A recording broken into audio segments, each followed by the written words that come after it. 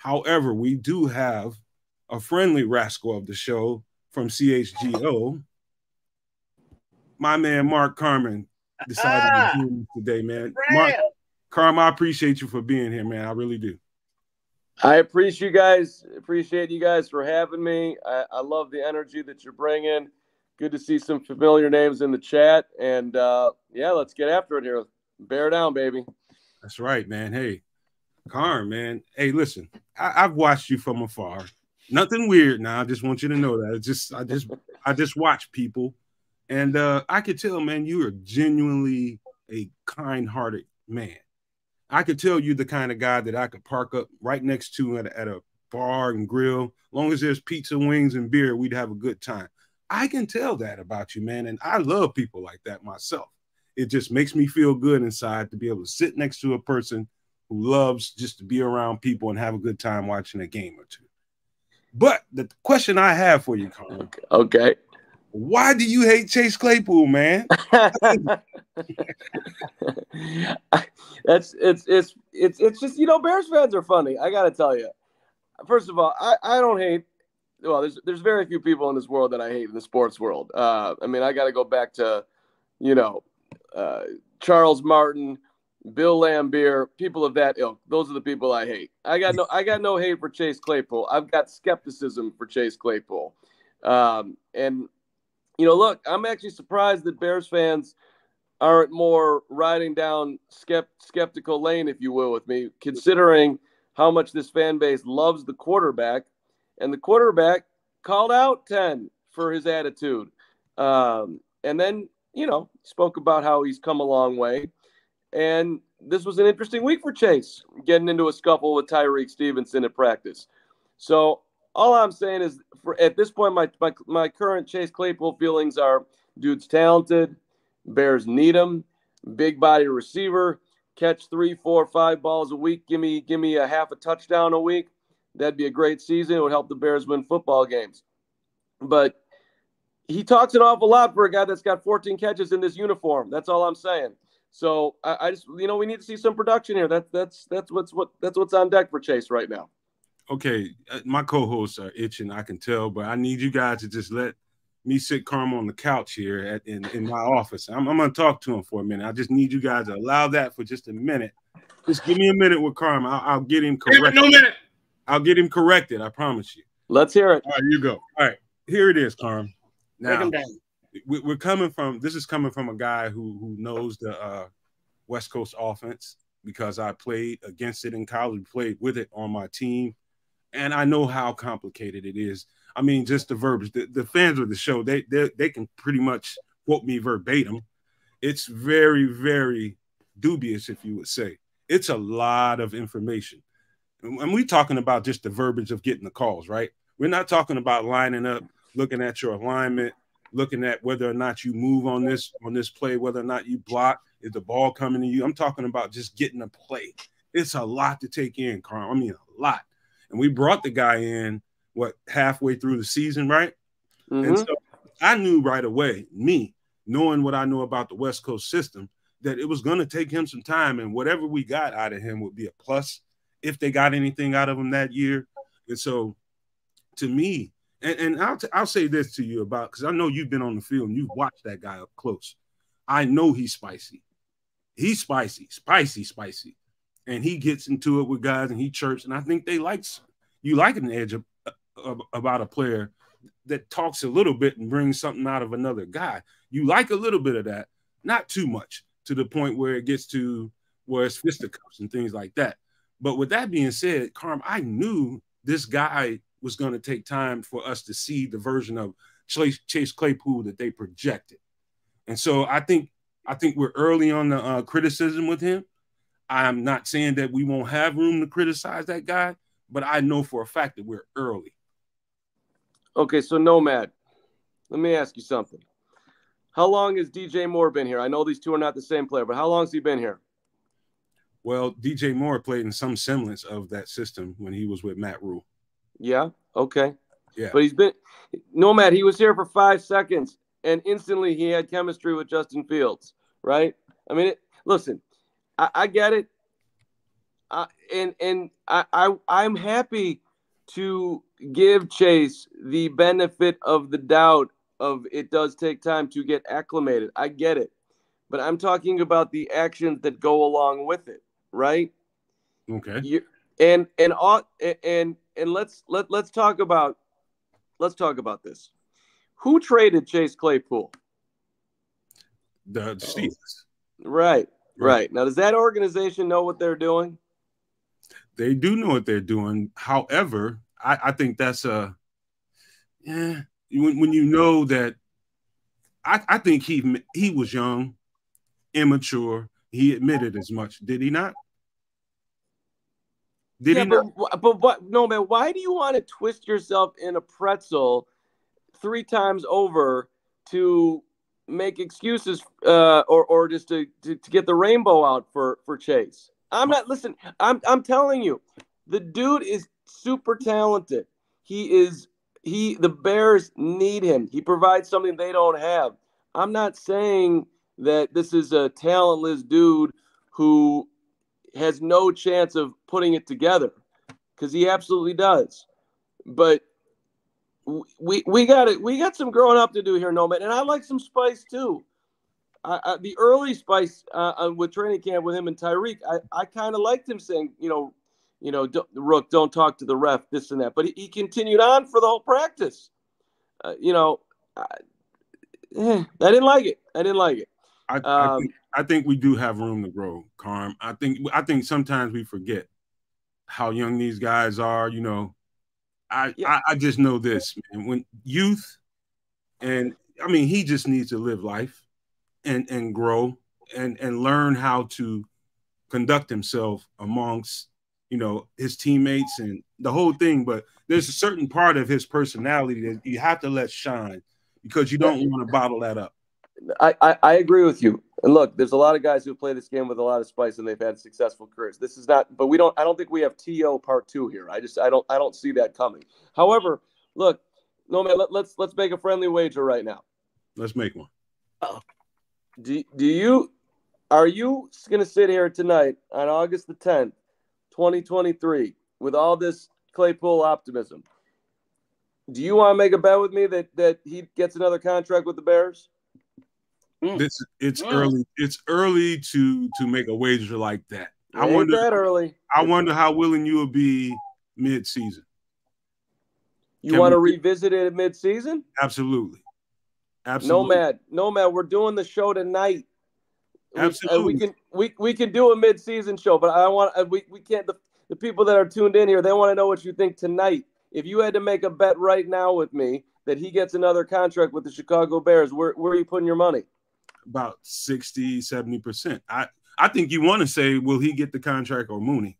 I think that's what you want to say. Am I right? Well, okay. Let's have that conversation. Darnell Mooney, what don't you like about Darnell Mooney? That's nothing I don't like about Darnell. Exactly right. He's a stud on the field. He's a stud off the field. He got hurt last year. He was over positioned as a number 1 receiver. We all know this, but you want Darnell Mooney on your football team. And if Darnell Mooney plays well this year, which hopefully he will, Darnell Mooney's going to get a contract with the Bears. Now, if he doesn't recover from the ankle injury and he can't perform, well, that's a whole other story. But I mean, look how many young guys on this team, Nomad, are just absolute studs, both on and off the field. How cool is Khalil Herbert? I mean, I get where you're going, Carm. This is one thing I would ask you to consider. Okay. When they made the move for him, mm-hmm. I think they made the move in reference to what they saw in the upcoming draft. I didn't think they thought they saw a Chase Claypool type. I think they were looking at traits, his physical ability. He's unique. There's only one other guy in the league that you can really even compare to him, DK Metcalf. That's about the only other guy. They need. If you look at the receiving core, Carm, I'm serious. If you look at the position and the body types that they have out there, you have a DJ Moore. Go ahead, Carm. Go. I agree with you. I've said it 5 times now. That size is unique on this team. I mean, DK Metcalf's way too tall, but okay. I mean, come on now. But listen, he right. Nomad, they need him.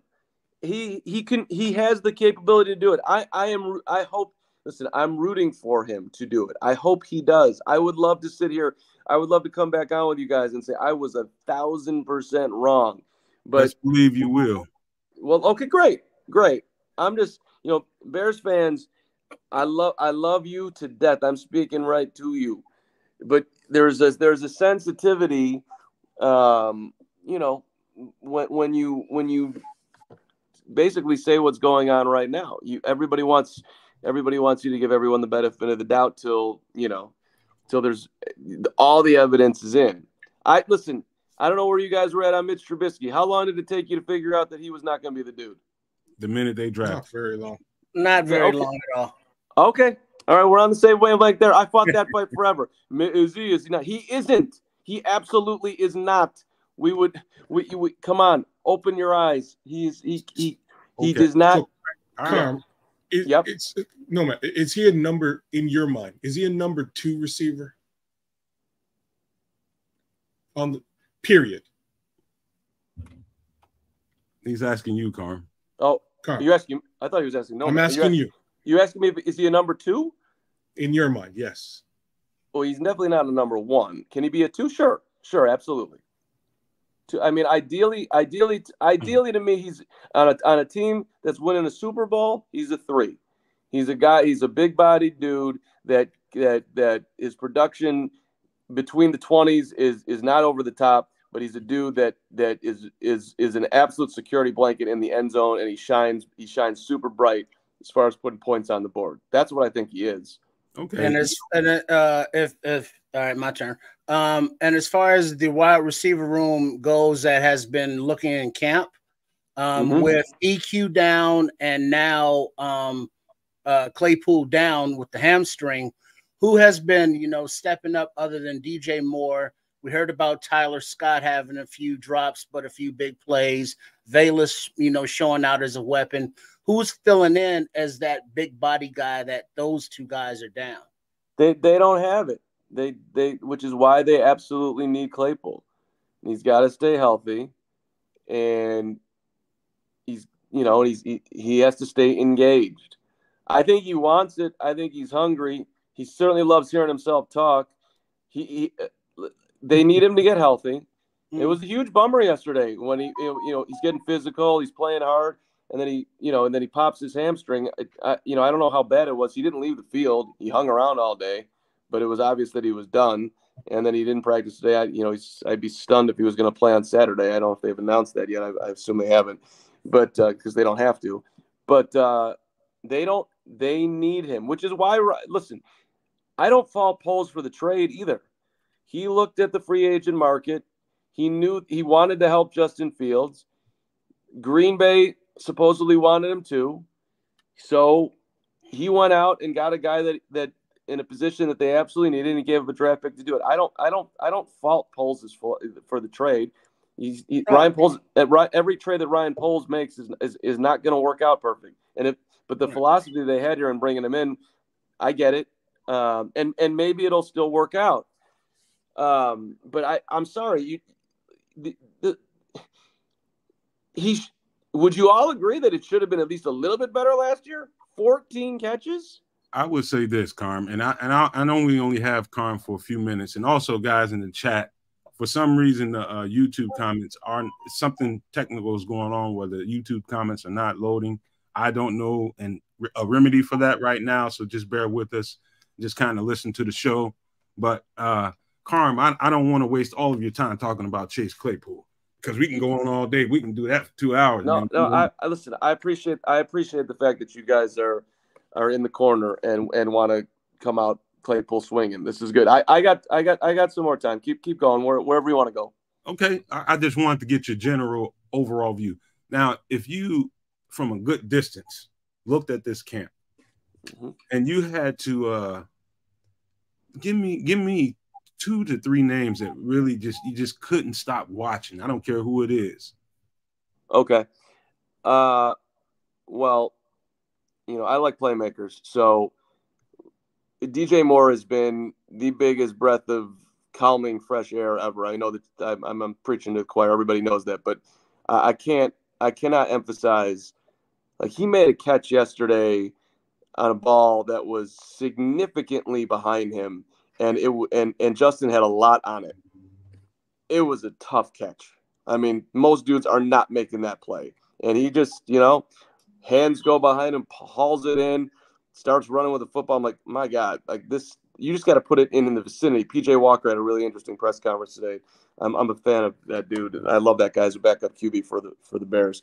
But he says you got to get close to him. So I mean, they just haven't had a dude like that.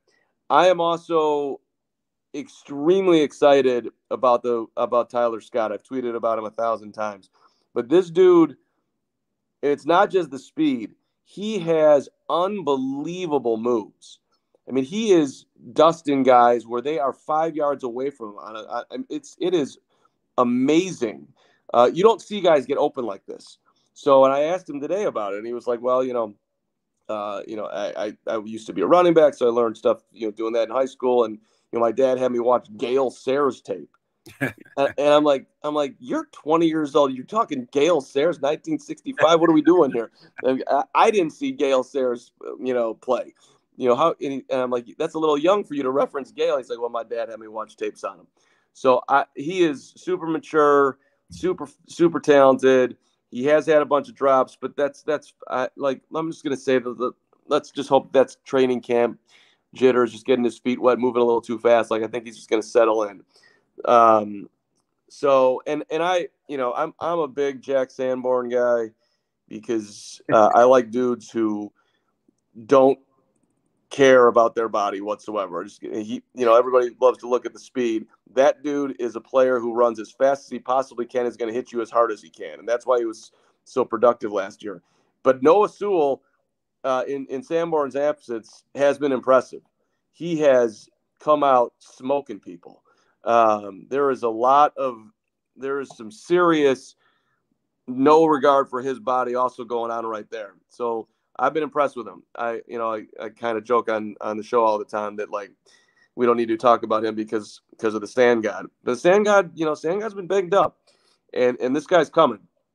So I still am gonna hold out hope that my guy gets healthy because I just I thought he was the most entertaining thing on the field last year for the outside of when Justin was going crazy. Let's not get too crazy on the Stand God, but it was a pleasant surprise last year.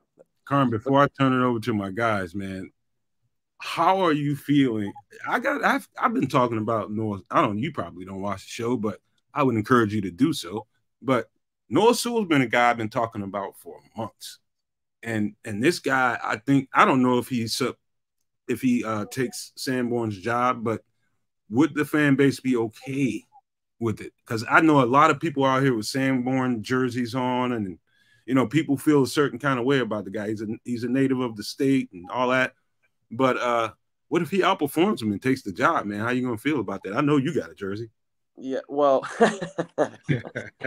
I do, but let's be clear here. I mean, we're all Bears fans, right? And we want to see the Bears win. And if Noah Sewell's making plays out there, they're gonna fall in love with Noah Sewell. Bears fans want to see dudes who are out there performing, and if he's performing great, they'll forget about Jack Sanborn in 5 seconds if this guy's out there crushing. But it's also there's room around there right now. I mean, Tremaine's been out. We obviously that can't happen. We need him in the middle of that defense. And I like TJ Edwards too. He's super impressive. Also, another undrafted Wisconsinite.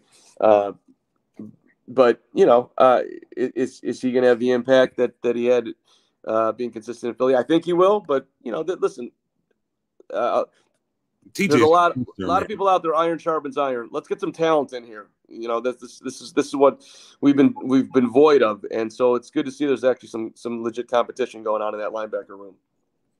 Go ahead, guys. Jadeveon Clowney, what do you think, Carm? Yay, nay, maybe? Yeah, I don't see the Bears doing that. He doesn't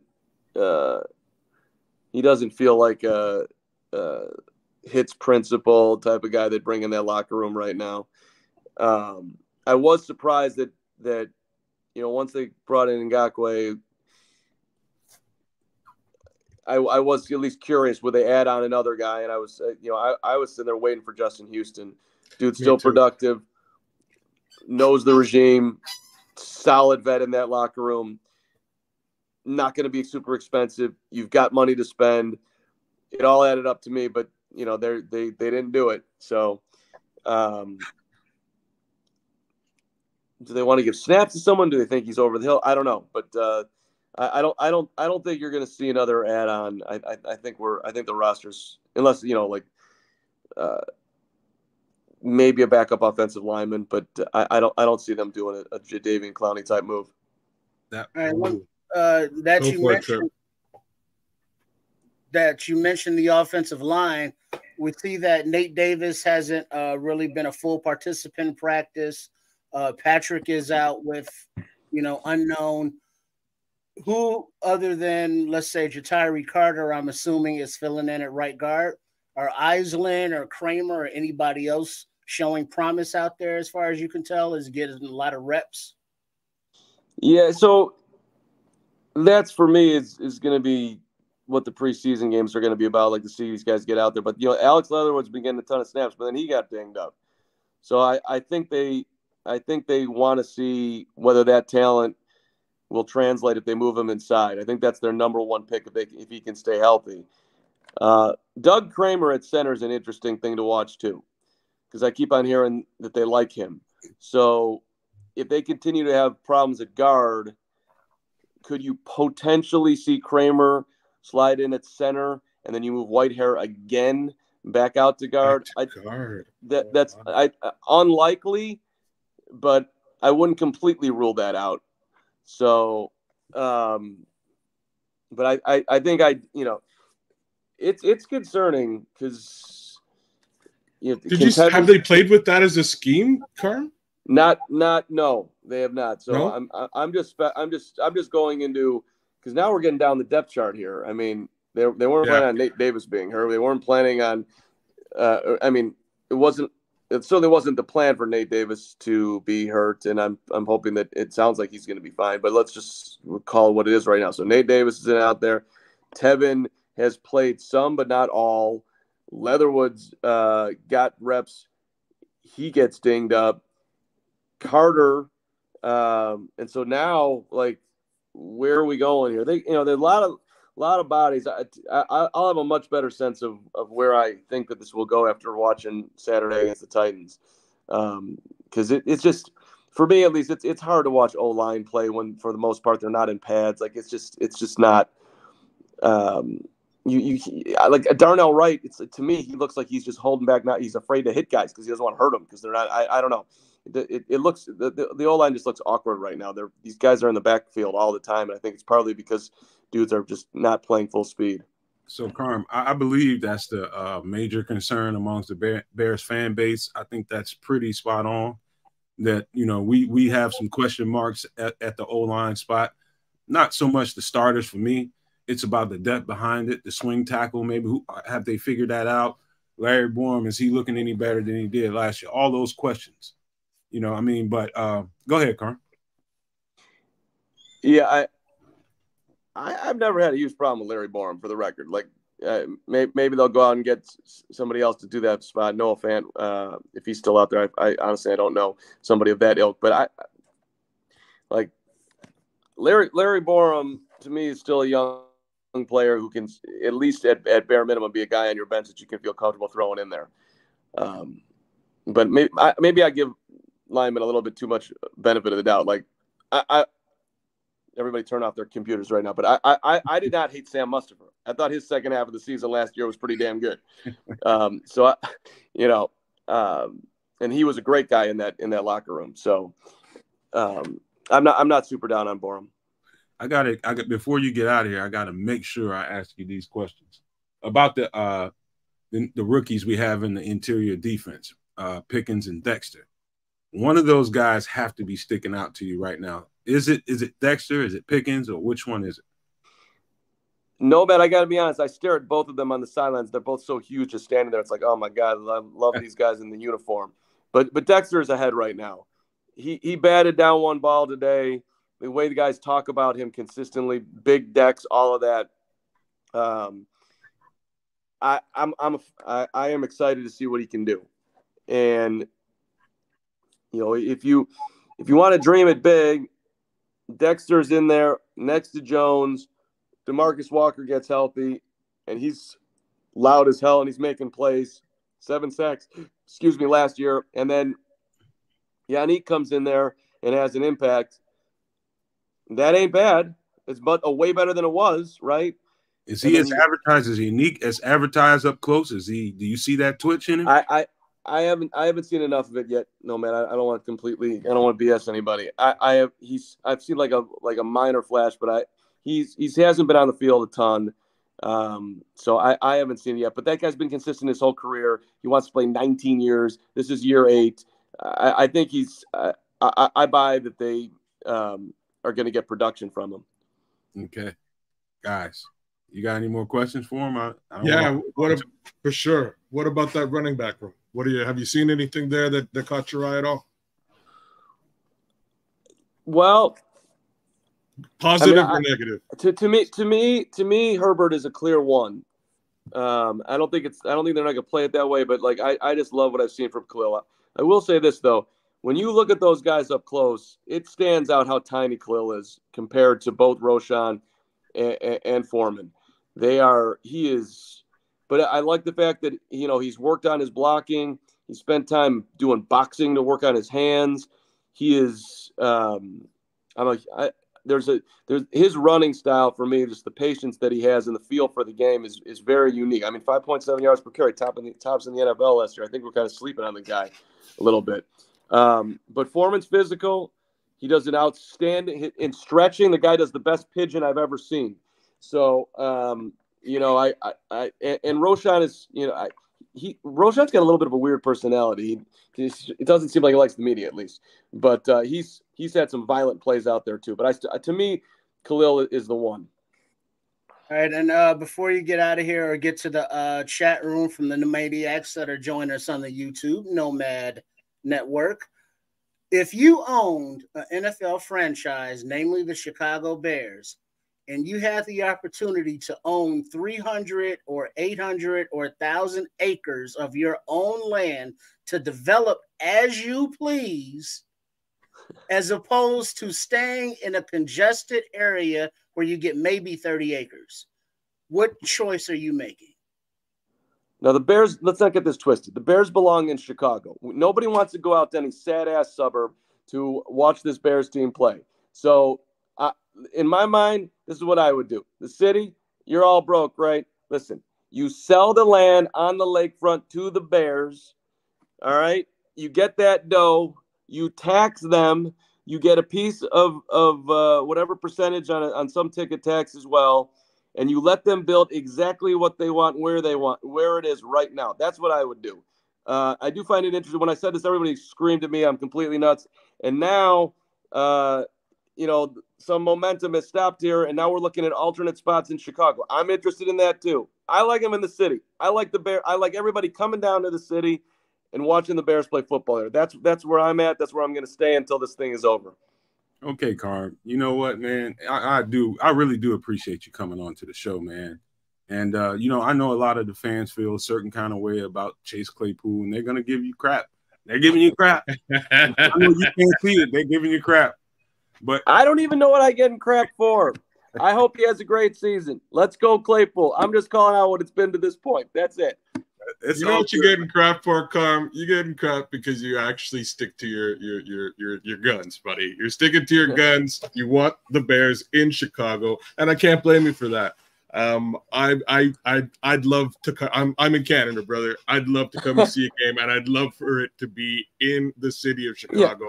Yeah. So I got to get there before they do the big switcheroo. Right. But, money talks, brother. You know what I mean? Like that's where it ends, I think. Yeah, you don't want to come down from the great north and come here and have to take some train out to the suburbs or drive. You don't want that. That was coming. That's not what you want to do. You want to walk right down Michigan Avenue and make your way over to Soldier Field and have a great day. And, we all love Carm, man. We all love Carm, but I got to make sure you get to see this before you get out of here because our producer Chris whipped up something really good for the guys in the chat. and people are watching the show as a reminder. So take a load of this, guys. Hey, you Nomaniacs, don't forget to follow all the Nomad Network content.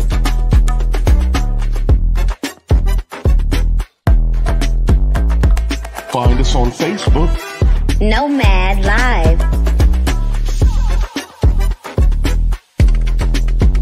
Nomad at Night.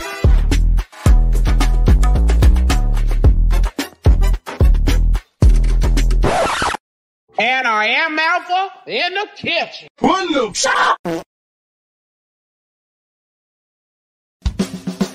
And to all the most popular podcast streaming platforms like Amazon, Spotify, and Apple Music. And don't forget to like, share, and subscribe.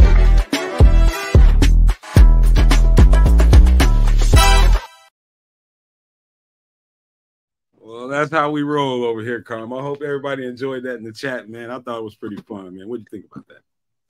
You guys are creative. I love the I love the vibe that you're bringing. So appreciate you guys having me. We'll do it again. All right. No doubt, man. I'll be in touch, man. Somebody will be in touch, man. Just respond. I will. Thanks, guys. Appreciate it. Appreciate you. Thanks, Carm. Thanks Appreciate for it, brother. See you guys. Take care. Bye-bye.